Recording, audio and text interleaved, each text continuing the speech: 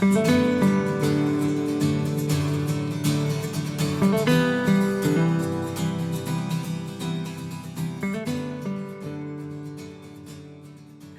to Conversations Different, a podcast from the Santa Fe New Mexican about the interesting people, places, and issues of northern New Mexico. This is Inez Russell Gomez, and today we are speaking to a woman who knows a lot about the history and traditions of Santa Fe, Gloria Kahn with La Sociedad Folklórica. Welcome. Thank you, Inez. Thank you for having me. I really love that we're doing a podcast virtually. And you said that this is your first podcast, and this is my first hosting a podcast. And it's pretty awesome to see how far we've come in technology that we're able to do this. Mm-hmm. I needed a lot of help with this. Yeah. Well, both of us used our kids to help us get set up, and we have a wonderful producer. So I think we'll do well. And I like that. You know, you start out with no phone, we get a phone, we go to cell phones, and now here we are talking on the computer and you can see our photos. Yeah. That's great, isn't it? It is. It's a wonderful world, isn't it? So if you know how to use it. Boy, that is the truth. That is the truth. So why don't we start out by telling people what La Sociedad is? Okay, it's a women's club that was organized in 1935 by Cleofas Jaramillo. She saw this article in the magazine about the Southern Belles taking their clothes out from the trunks and modeling them. So she got a few of her friends together and decided, oh, we can do that. So they pulled out their clothes from the trunks and had their first little fashion show at La Fonda. And so anyway, so she decided, okay, I'm going to organize this club. And so it was just a few women at the beginning, and it was formed to preserve the culture, the language, the traditions. And so we're still doing that to this day. Nice. That was in 1935. 1935. So you're coming up on 100 years soon. We had it's our 91st anniversary. Yeah, we had a big celebration last year for our 90th. That's pretty amazing, and it's especially as women went out into the workforce and had children and all the things that women do to keep the world running. This is a lot of time on the side, and you guys have kept things going for all these years. Yes, we've been able to do that. At this point, we are having a little bit of trouble getting younger people in. Mm-hmm. They seem like either they're not interested or they're too busy. Right. They may be raising kids, but most of us were raising kids at the time that we were in it. No. What I remember, because I've done stories on the group over the years, and one of the things I remember and I enjoyed the most was the book of dichos that you guys collected. So the sayings of northern New Mexico, because we have some really good advice that we give to people. Yes, when we have a book for that, what we did is we put out a cookbook, and what we did on the bottom of each page, we tried to do something that related to food,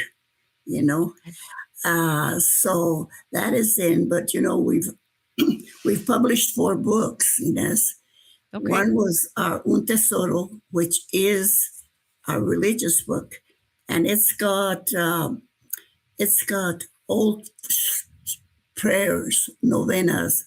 We use this quite often because we do the posadas in December with this book. We use it, and a lot of old hymns and things. It's in English and it's Spanish. Now we have another book that was called Comprendo de Nuevo Mexico. And we had a contest for this one. And this one has old stories, the high school students. It was a competition and interviewed grandparents and parents. So the stories are wonderful that are in there. That's all Spanish. But it tells you a little bit about when people would get married, when they would when they would pass away. The stories are wonderful in there. Pardon? Go ahead. I'm sorry. We have one, Adivinanzas. Mhm. And this one has the Spanish riddles in it. And it's great because it has the Spanish version and then the English version, and the answers are in the back. So it's wonderful. It's fun to do with kids. So we've had a lot of teachers about these that have been interested in it, you know. Mhm. For one, okay, let me tell you. ¿Qué cosa anda sin tener piernas? I don't know. No? That stumped me. Okay, el reloj. Okay. It Watch. runs, but it doesn't have any feet or any legs. Okay. So that's one of them. But there's I mean, I don't know exactly. There's over 100 in there with it, and that's nice because it's English and Spanish. Our last one is Comidas de ayer y hoy, I have that one. and it's a wonderful book because it has a little bit. We have a traditional section, and we try to bring up, the older recipes that were used. And we had a ball putting that one together because I can remember when my mother did this. Oh, I can, and that's the way it goes. And, so many of the recipes, it's the same recipe, but each one has their own little touch to it, Yeah. And of course, that's the only right way to do it. That's right. That's right. If you don't do it like my mother, it's wrong, right? Yeah, Yeah. it says my mother did this, and your mother's putting that. Oh no, I never put that in mine. But yeah, we had a great time putting that one together. Yeah. So that's our four books that we published. Those are really valuable because you save the recipes before people jazz them up. And you also, the stories of people's lives and their grandparents, I think is so important because the ordinary things of life, like how you put a body and, have the wake in the living room or in the dining room, Right. or, how you did the marriage, the proposal, and, the calabaza and all the things that happen. I think it really makes a difference when we hear it from our ancestors like that. It makes it very interesting, and it's interesting how their lives were so busy, and yet they had time for all these things, Mm-hmm. And it seems like now we're so busy and don't have time for anything. Right. Well, I think it said they didn't watch TV. I mean, yeah. And when you didn't have a TV to keep you in your house, you went out to get companionship and to see people. So I think people joined clubs more and got together more. Got together, right. Yeah. So this is, we're covering the traditions. So we're still, like I said, very, very active in what our main goal was when the organizations first started. Nice. And excuse me. Oh, go ahead. No, please. We do the posadas every year for Christmas at San Miguel Church, and we've done it there for several years now. We help the caballeros with their Tres Reyes. Originally, that script was intended for Sociedad Folklórica, but being that it had so many male parts in it, the caballeros were just organizing at that time. So they passed it on to the caballeros. Okay. And for many, many years, some of our members were readers. And the only thing that we help with now is we help them with the serving. So we serve bizcochitos and lemonade or, something. Right. And that's the play of the three wise men coming upon the baby Jesus. So that's one of the Christmas traditional plays that people do. Right, yeah. So we do that one. We have something going on almost every month. Or if we don't have something for that particular month, we're preparing for the following month, So that's our first one in January. And then we do our Baile de Cascarones, which is coming up now on May 9th. Right. And usually we would have that one a week after Easter. That's when we've always had it. But we've had to move to a different date because of the convention centers where we have it located. Okay. And Go ahead. And that's always fun because we do the cascarones and do some of the old dances. And we have a short demonstration of the dance if they don't know it, you know. So that helps them to learn new dances. Plus, they're going to be dancing to wonderful music for the Reflections. They're a group from Pecos, and they just play northern New Mexico music, you know. That's the best. Yeah, so it's a little bit of both types of music. Good. Well, we'll take a quick break and come back in a moment to find out more about the Baile de Cascarones and all the other activities La Sociedad does. All right. Thank you, Inez.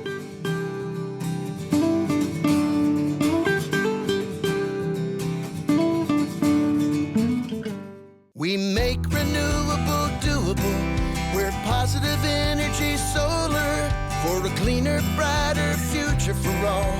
Positive energy's the right call. Feel good about your energy bill. Help save the planet too. Your trusted solar company, working hard for you. Generate positive energy. Positive energy solar.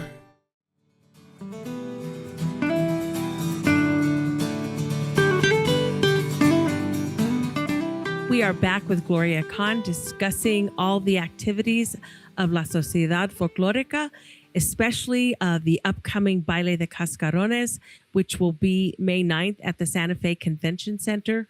One of the things about the baile, the reason it's after Lent, why don't you tell people how the tradition of saving the eggshells came about and why there are so many eggshells after Lent?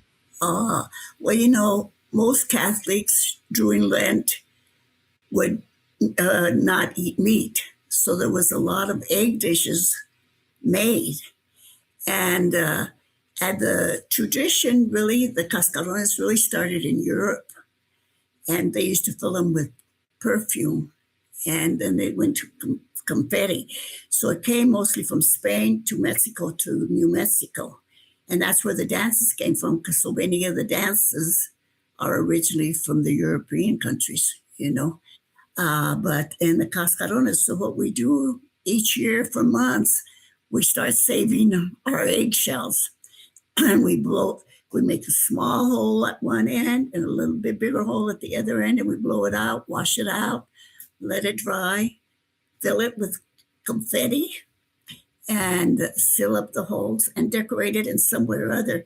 Now, some of them, see, let me show you this one that I have. See, just a small hole at either end, and then we fill them with confetti.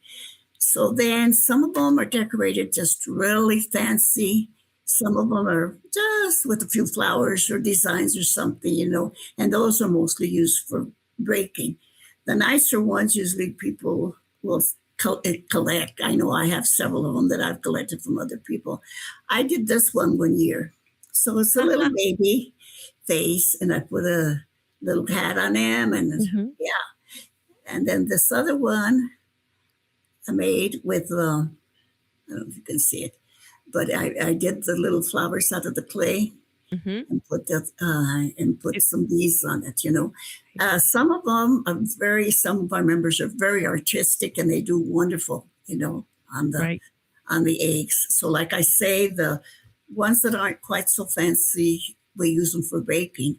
And the thing is with that, the whole idea is that a gentleman wants to ask someone to dance. They gently crumble a cascaron over their head, and so all the confetti falls all over the place.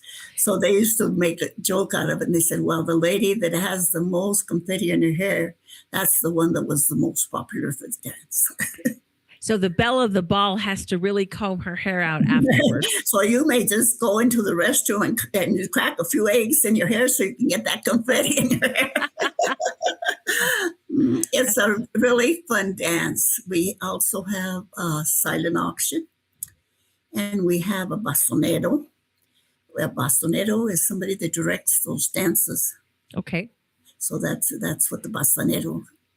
Talk about what the dances are, because I know there's the waltz, the shottis, different things, but talk about how they do them. Those are the chotis. Uh-huh. And there's el paño, Okay. which takes two women and one gentleman, and they use the handkerchiefs to, instead of holding hands, they use the handkerchiefs. We have the Baile de Celoso, which they go in a round ring, and the men go in one ring, and the women go in an opposite ring. And when the music stops, whoever you get is in front of you, that's your partner. We have another dance that we do, that we pass out aprons and ties, and we distribute those. And so you go and look for the person that has your matching apron or your matching tie. So they're considered compadres for the next year. And so wow. it gives people a chance to really mix and meet new people, So those are great dances. Nice. The Baile de Cascarones is another one that is great. The men line up on one side, the women line up on the other side, and one person will dance down the middle with, we call our broom Esmeralda. That's her name. So she's all dressed up. So they dance up and down the aisle, and of course there's music going on, and then they drop Esmeralda or hand it off to somebody, and then everybody else dashes to find a partner. So then they dance together for a while, and then the one that's stuck with the broom has to dance up and down the aisle again, So they're fun. Yeah, that does sound fun. Yeah. One of the things I loved is you wrote a letter to the editor that ran in the Sunday paper about going to the baile and letting people know it's coming, but you tell people to bring their children. Yes, we encourage that because we feel that that's the only way that the children are going to learn and keep passing it down for generations. What other way are they going to learn? And they have a ball. I mean, they have a good time because, like when we do the Baile de la Escola, we do two, one for the adults and one for the children. So they have a smaller room.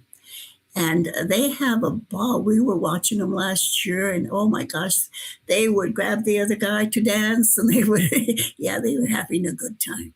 That's good.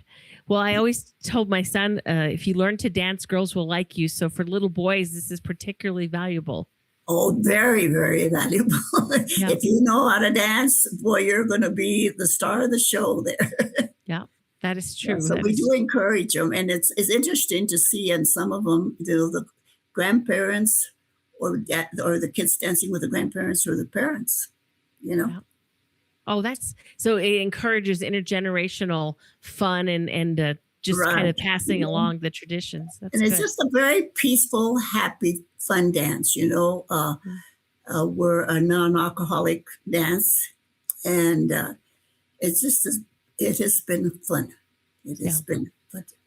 That is. And, technically, I guess it's still Easter, so it kind of counts, since Easter goes all those days after the actual Easter. Right. And we usually would have it a week after is usually what our calendar usually had on it. Right. This year we got pushed back a little bit at the convention center. So that's why it's not until May this year. Yeah. Well, that just gives you more time to decorate your eggs. And some of them are still working on them. Let me tell you. It makes it a little bit hard with some of them because they may live alone or something where they really don't use that many eggs, So sometimes you get them from neighbors or family or start saving them from one year to the other. Yeah, that's smart. I'll have to help out next year because I have chickens, and right now they're laying a bunch of eggs, so I have eggshells to spare. Yeah, I just got some from one of my grandsons has chickens, and he came in to visit, and he brought in some green ones, and I think some were kind of blue and different colors. Yeah, that's kind of fun with the chickens you have at home is you get different colors, so you don't even have to color them for Easter. You just put them in a bowl and they look really pretty. Then that does it. Yeah, that's all you need. That's it. A lot of times I have put on some of the ones that I worked on, I've put bichos on it. Okay. So I think it gives people a chance to look at it and maybe conversation at the table, Mm-hmm. That's smart. What's your favorite dicho that fits on an egg? Oh, I'd say like te dan calabazas. And you know that one is when somebody proposes to someone and they're refusing. They used to put calabazas on their porch to say, nope, I'm not interested. That's right. That's right. Yeah. Or panza llena, corazón contento. Oh, that's a good one. Because, you know, if you have a full tummy, you're happy. That is so true. I like that one. That's right. We'll take a quick break and be back in a moment with more Conversations Different.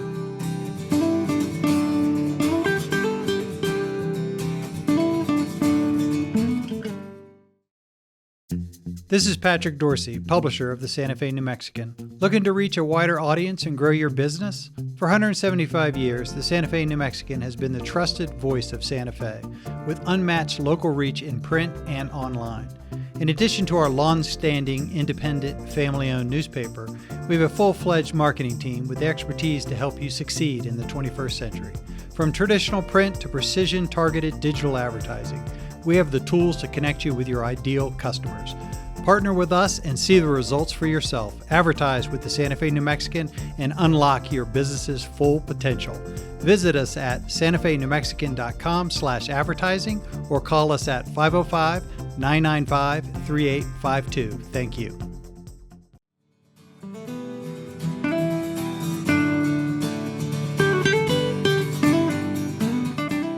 We are back with Conversations Different, talking to Gloria Kahn about the traditions of Northern New Mexico and how Sociedad Folklórica and all the women members over the decades have helped preserve them. It seems to me that when women come together, a lot of really good things happen. And it sounds like you ladies have a not just a good time, but you do a lot of good in the community. We do. We have, it's a fun time getting together. And let me mention, when we used to make the floats for fiestas, for the Fiesta Parade, we'd get together. And of course, then we'd have to have a little cookout and to discuss, well, who has this or who has that we can put on the trucks, you know. And we got grand prize in a lot of them. And we had some beautiful ones. We had one that had 2 portions, and it said, los hombres en la cantina y las mujeres en la cocina. So we had one section with a man at the bar and piano and a gal sitting up on the piano and everything else. And then the other section, there they were with making tortillas and washing clothes and everything else. And we were handing out tortillas and green chili when we were in the parade. And that was a fun one. Then we did La Carpa. Do you remember the carpa that they used to put up for fiestas? It used to be where the parking lot is across from the Lensic in that corner.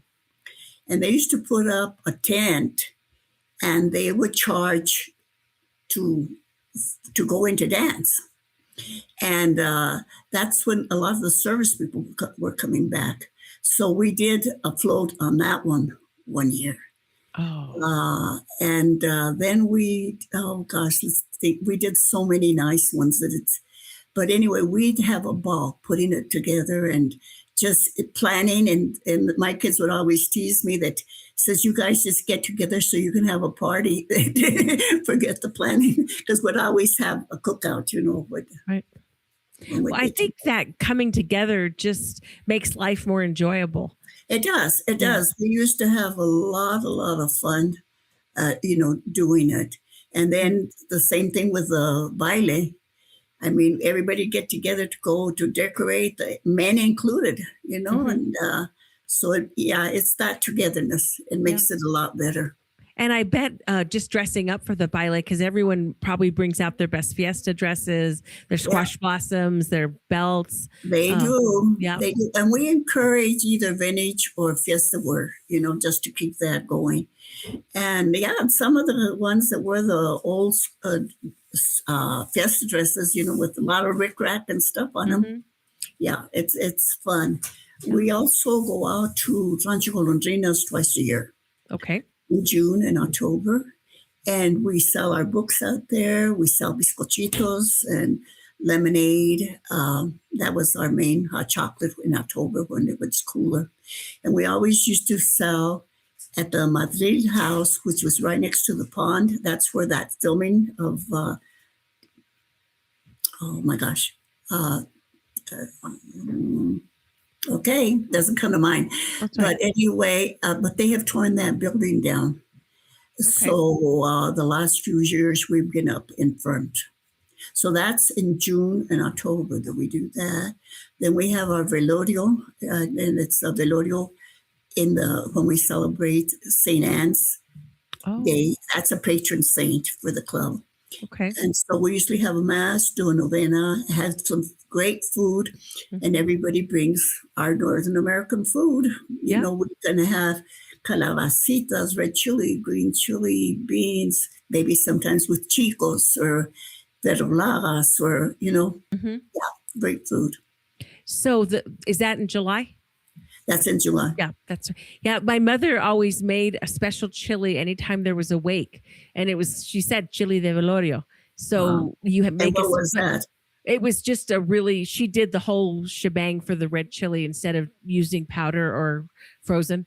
So it's the pods, and you simmer it longer, and then it's richer and better. Oh, and without anything else in it. Yeah, well, no, she would have usually pork. She'd have meat in it, but they have, the chile con torta, which is with the egg during Lent.